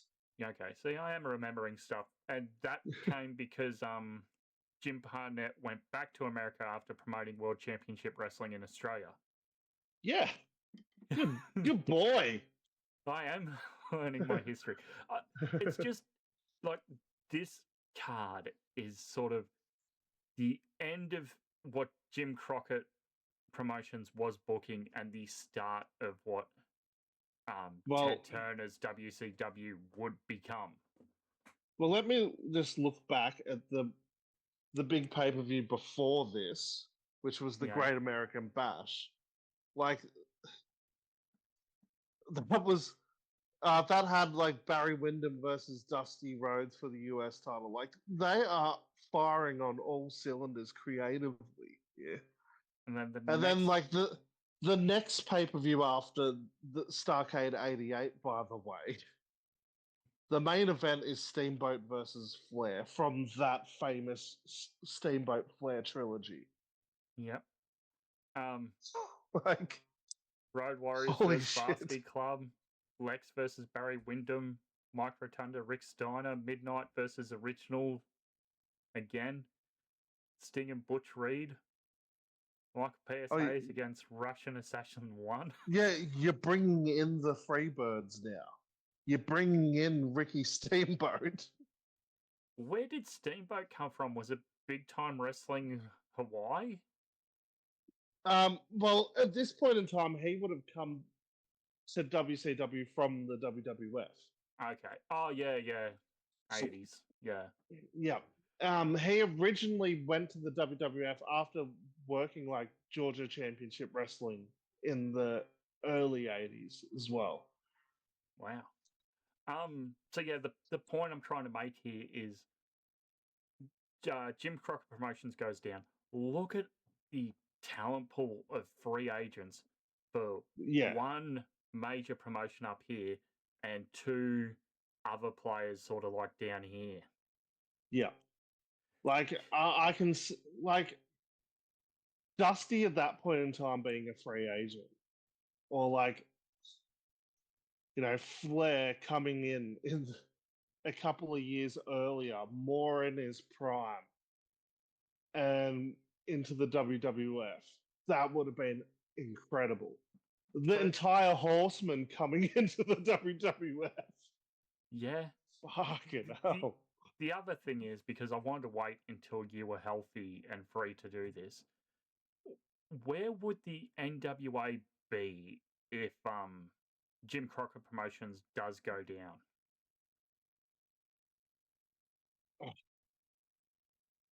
Are they just back to smaller territories? More than likely, yeah. Kind of like they are now? Yeah, if not, like,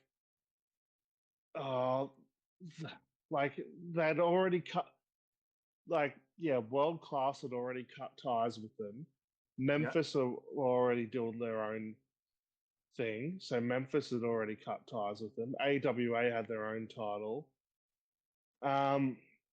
Who else is around at that time? Like, there's St. Louis, Detroit. Yeah, like, they're dead too. So, like, yeah, I think like NWA just dies. Honestly, I think it just ends. It might just end there. Wow. Or it just goes to, yeah, like small, like, shindies, like shit indies, like small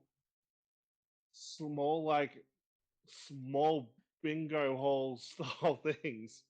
Who knows? Yeah, it might end up like with the ECW style promotion a bit earlier than it was meant to. So, geez, this is talking parallels because Australian wrestling history is so muddled at that time, and I don't know how your knowledge is. Late 80s, did we have an NWA territory still? This is after the death of WCW and sort of before what would become of the modern scene. Oh, not that I can think of. No. Unless I'm going to check that, what is it? Wrestle Rampage title history.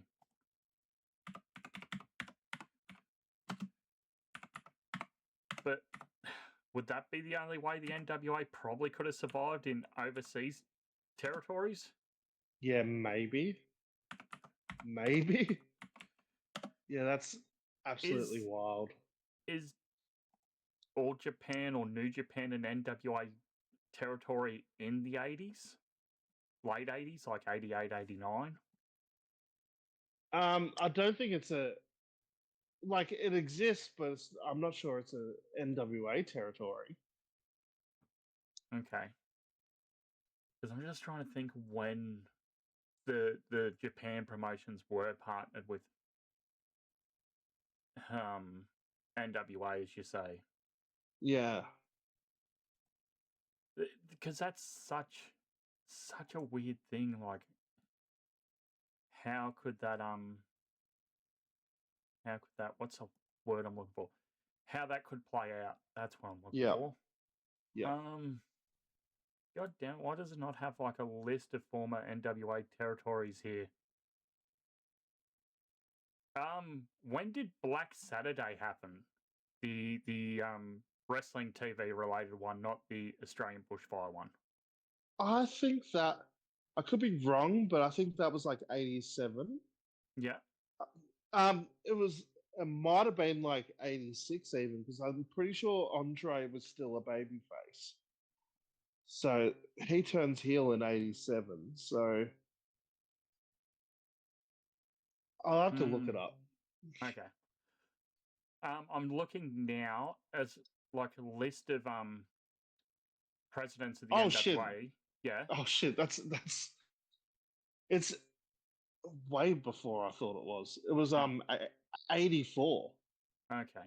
So that sort of doesn't play into this timeline. That's sort of what it is by then. Seiji Sakaguchi is NWA president for 92-93. He's from New Japan. See, this is right. Such a weird. So maybe like timeline. You see NWA like merge into New Japan, and you see so, like I'm looking now that 90s rise of the Super Juniors essentially with underneath the NWA umbrella. So in 86, Bubba had ended All Japan's ties to the NWA. Yeah.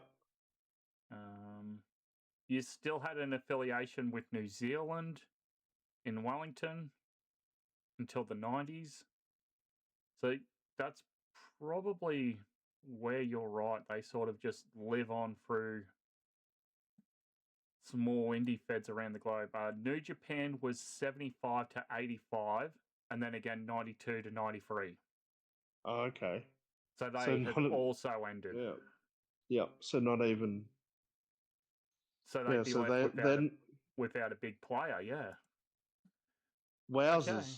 Yeah. So that's just a little fun look back, because everyone's like, oh, Jim Cornette. Not Jim Cornette. Ted Turner. Sorry, I'm looking at the match card here for that Starrcade. Ted Turner. Oh, he just paid for WCW and just kept it on TV. Had he not done that, the wrestling landscape would be so much different. You know who got their start in WCW? Me, Mark Calloway. Stunning Steve Austin. Yeah. Fucking Triple H. Like, Vince McMahon's literal personal life would be so much different. Yeah. Like, he might not have grandkids. Test.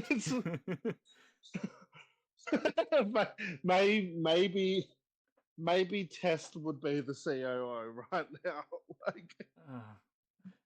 Like that is Oh, so it's got listed here as notable things. In November, Turner buys Jim Crockett Promotions, and also Jerry Jarrett buys 50% of World Class. Yeah. Yeah, so it would be weird. Also in December, AWA merges their title with the World Class. Is that World Class? Yeah, World Class title. Oh, Yeah, man. that's right. Yeah, so then they're trying to work together to fight off the other two promotions, but it's already too late. Yeah. Yeah, so that's an alternative history, like how weird it would be then without those two promotions. The NWA probably goes down. WCW, as we know, it doesn't exist. It'd be weird because would we get ECW? Would we get that promotion of the 90s? Would we get a player too? Even think about the fact that like Kevin Nash wouldn't have got into the wrestling business, and True. how weird of an effect that has on everything. No Click. No Click. No NWO. Like, well, straight away you've got WrestleMania 11. Your world champ's gone. Yeah.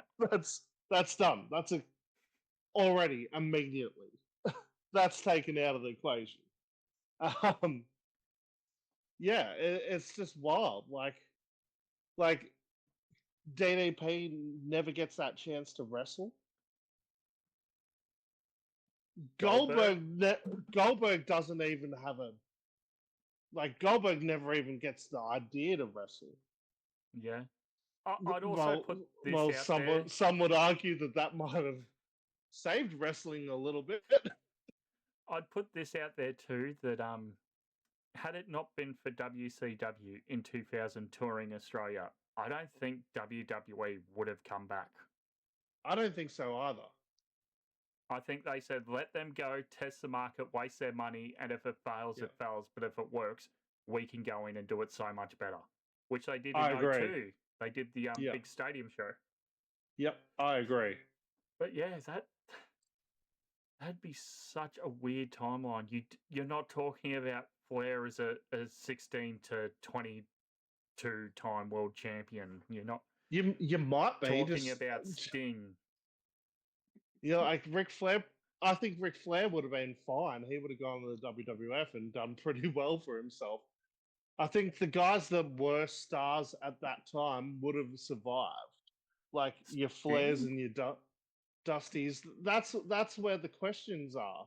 Like Sting was only on the come up. Like Sting's just a rookie in '88. Yeah. So, like, does it happen? Maybe, maybe not. Does Sting comes to the WWF in '88? Does that cause Vince to go, oh, I could push Warrior or I could push Sting? I'll push Sting instead. Yeah, that's a good question. So without that, we're just going on a whole tangent now. Just let's I know, finish it's off wild. this. So of course, well, the Japanese discussion, like WCW brings them in, but WWE never really did that to a huge extent. Yeah. At the same time, the cruiserweights though is something I want to touch on, and the luchadors, Eddie Guerrero, Rey Mysterio.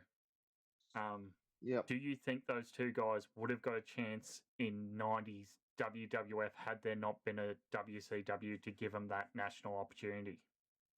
I will always be of the belief that talent will inevitably prevail, but it's hard to say. Like, it's hard to confidently say yes, though, because you still did have guys like Sean Waltman in the '90s who did pretty well in the WWF. Not as a major star, but he got his matches on telly, like as during his run as the 1-2-3 Kid. And then Yeah.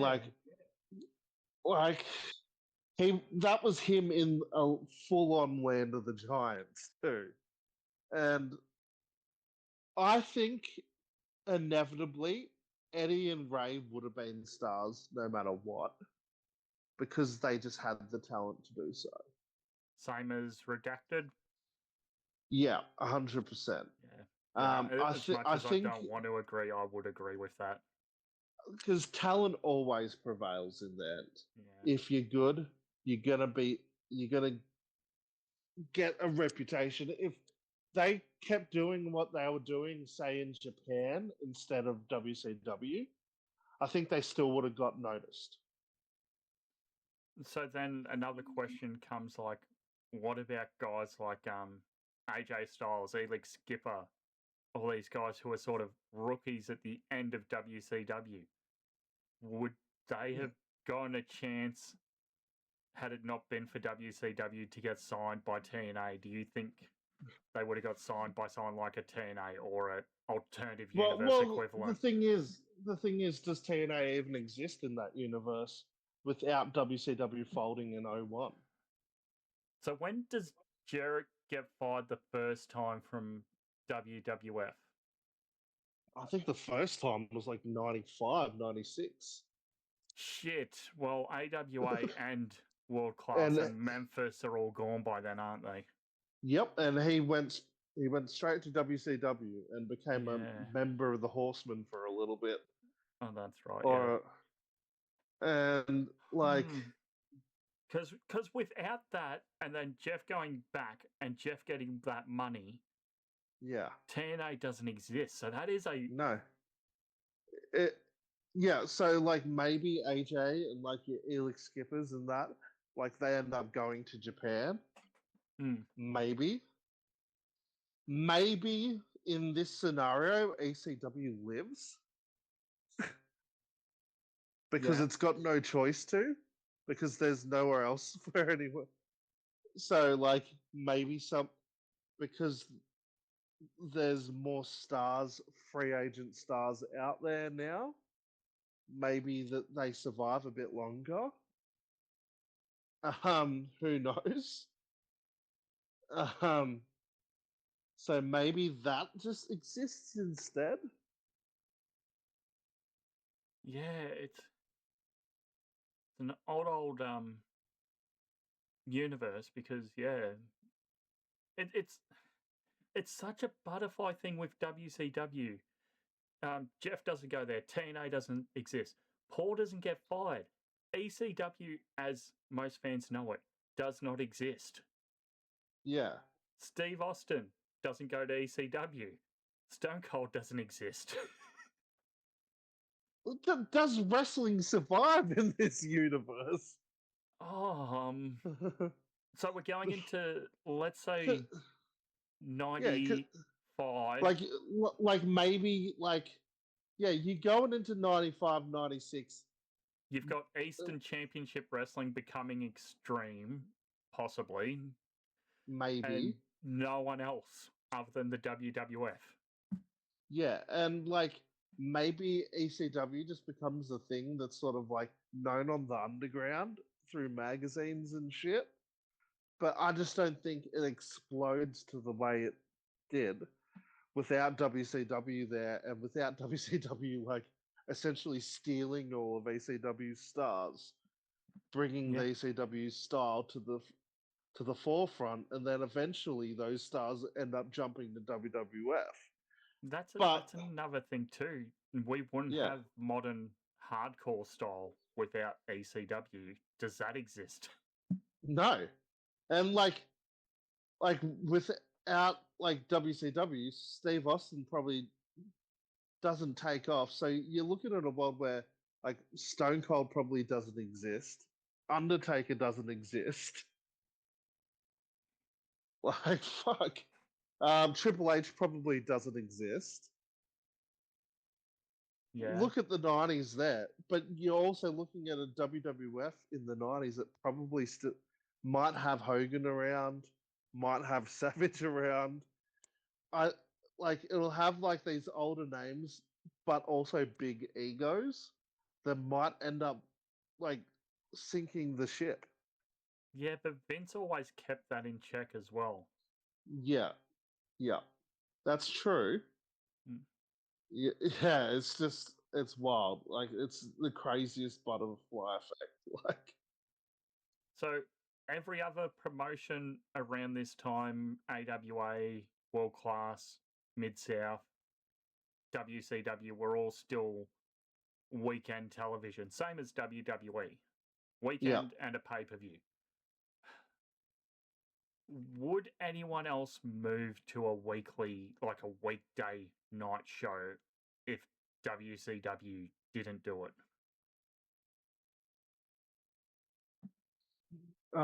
Who knows? I really struggle to think that that's even a possibility.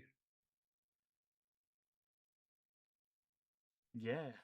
And then you said, wouldn't North American Pro Wrestling survive at a major level? And you're going into possibly an universe that only has one major promotion, that's WWF, and that's going into the new gen. Yeah. Does the new gen even exist? Does Brett and Owen happen at WrestleMania 10?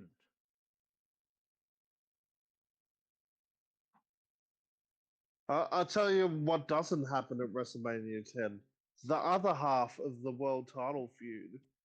Lex Luger doesn't show up in WWF because he never fucking had WCW to hone his skills in.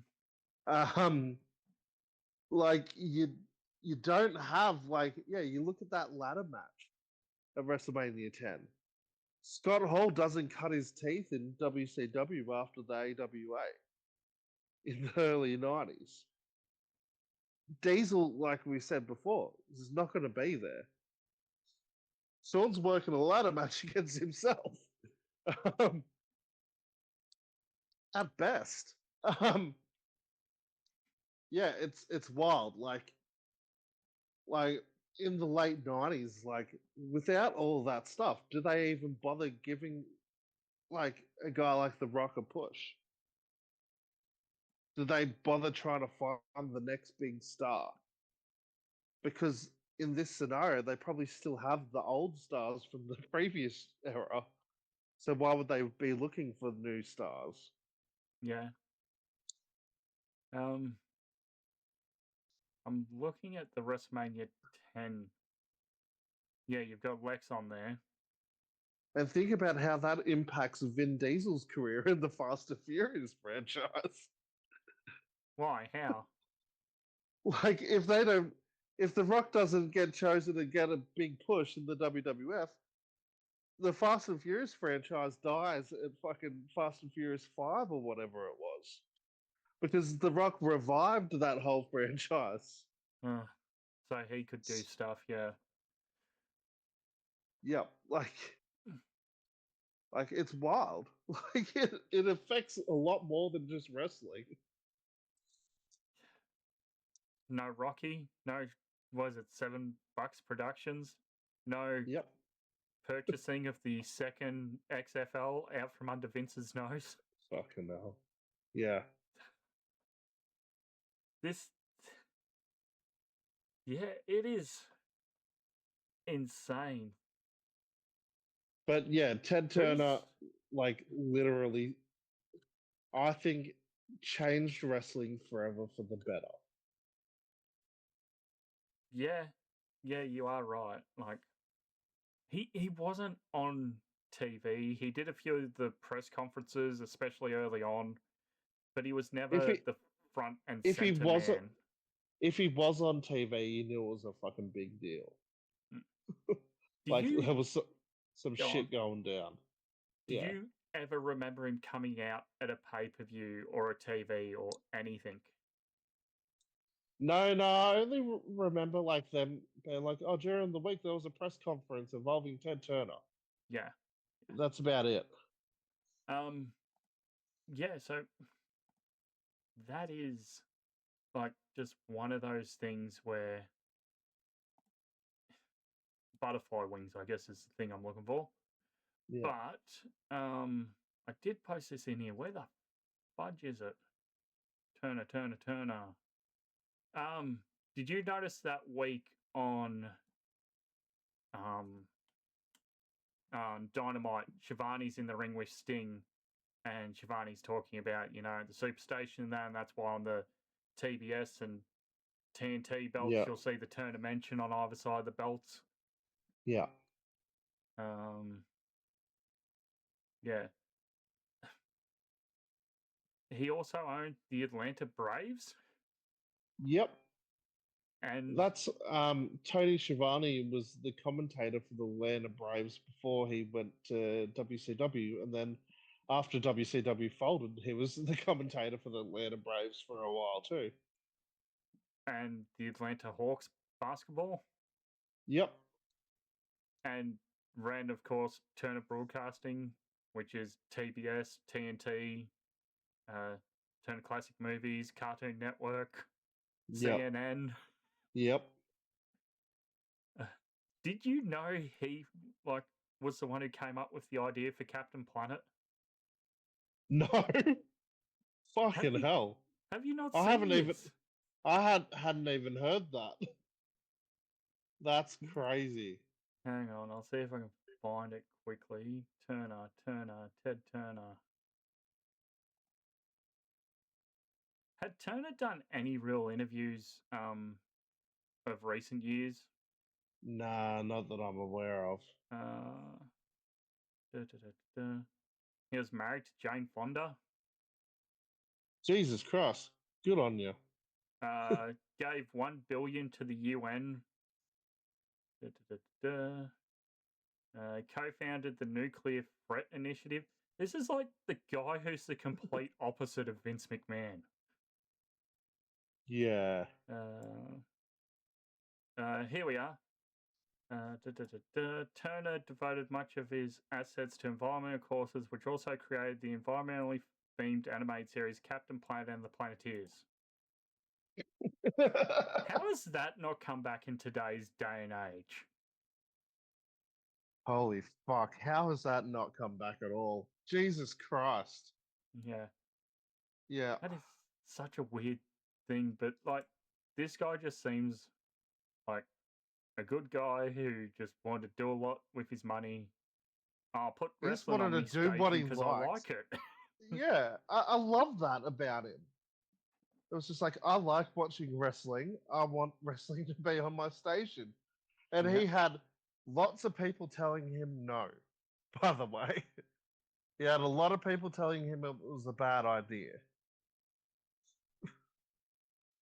And they were all wrong. Wrong for a bit. Well, two things sort of killed WCW. One, the lack of a central figure to oversee everything and say no. Yeah. Looking at Bischoff and Russo there. And their various runs and then their run together. And then two, the merger of Time Warner into AOL, I think it is. And that effectively and then puts... Yeah, because then you no longer have Ted Turner, essentially standing up for wrestling. Because he's forced out of power. Yep. Yeah. Do you know that he managed the Atlanta Braves for one game in the 70s? No. Yeah. He managed the Braves for a game, May 11th, 1970. They lost the game. Okay. But how cool is that? He's probably the only owner-manager ever of a team. Yeah, if I was a millionaire and I owned a sports team, I'd totally be a fucking tyrant, but be like, yeah, I'm coaching today. Don't worry, when I win Votto, we're going to do that. Yep. Uh, Imagine you put on the APL one day and you just say Tony Khan coaching Fulham. Yeah. I wouldn't hate it. Oh man, you've got Tony Khan coaching Fulham, and on the opposing bench you've got Ryan Reynolds coaching. Oh fuck yeah! Fuck yeah! That'll get the viewers. Oh man. But now that Ted's dead, and I don't want to say this, but do you think he goes in the legacy wing of the WWE Hall of Fame? I mean, if you want to have a legitimate Hall of Fame, you've got to put Ted Turner in it. Yeah, they should. About how we've just spent like what feels like the last hour talking about how negative of an effect on wrestling it would have been if Ted Turner didn't get involved. Yeah, it would have. There's not that many people that could have that much of a negative effect on wrestling by not being involved in it. Like, that's a very select few people. Like, you're talking the top names in the history of wrestling. And Ted Turner's got to be amongst that. Like, even to this day, like, we don't have AEW without Ted Turner being involved in wrestling. Yeah, because one, there'd be no history of wrestling on the Turner networks, and two, there'd be no goddamn Turner network. Yeah. It seems like with this new merger that's going through of Warner, Discovery, Paramount, which also includes the portfolio of Turner, that's going to be approved all across the board and eventually go through. So yeah, there was rumors going out of AEW is going to lose its television. I expect them to remain there. There's rumors of Turner. I use the term Turner, but whatever parent company in that division owns roughly 10% and the Khans own 90%. But yeah, it can't be understated what an impact on pro wrestling this man had. I would say, without a doubt, Ted Turner probably had the biggest impact on wrestling without being a wrestler. Yeah, I agree. All right. Should we end it off there, my friend? Because we've probably spent, as you said, an hour just talking about Ted Turner and the ripple effect and the dark timeline without WCW. Yeah. I think we should end it there. If you aren't already in our Discord, come join. We post the local events, including however many there is this week. There is a few around the country. There is 17. So go check your local wrestling. Ah, man. What about you, my friend? Anything exciting happening this weekend? Other than the Socceroos playing tomorrow at 5 a.m. Other than an Iracunda hat-trick that defeats and demoralizes the United States. Not much else is going on. Taking my kid to our old home footy ground on Saturday, so that's going to be exciting. Other than that, find me on socials, at Footy's Alex. Find us at Wrestle Oz Style with an AUS. Search us up on Facebook, Wrestling Oz Style. You can find Chris at I'm Chris Funder. Come disagree with me why Ted Turner isn't the best non-wrestling wrestler ever. And I will tell you, you are wrong. You can go back listen to the Wrestling Art Style archive for free on SoundCloud, Spotify, TuneIn, or using the RSS feed found in the show notes below for your podcast of choice. Also, video podcasts on YouTube. Maybe Spotify in the future if we can get those numbers up. But nothing left to say but good day, and we'll speak to you next time.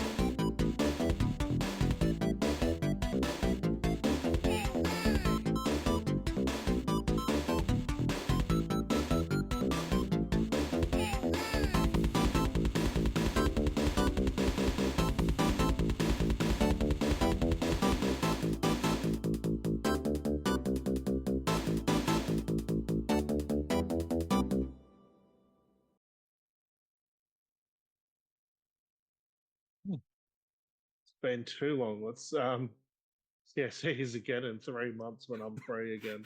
See you again once Chris isn't sick. But I think it'd be more fitting to end this podcast with one cry, and that is Queenslander. It's about the only win I'm going to get on the MCG all year. The way Essendon's going. I mean, you're probably not wrong.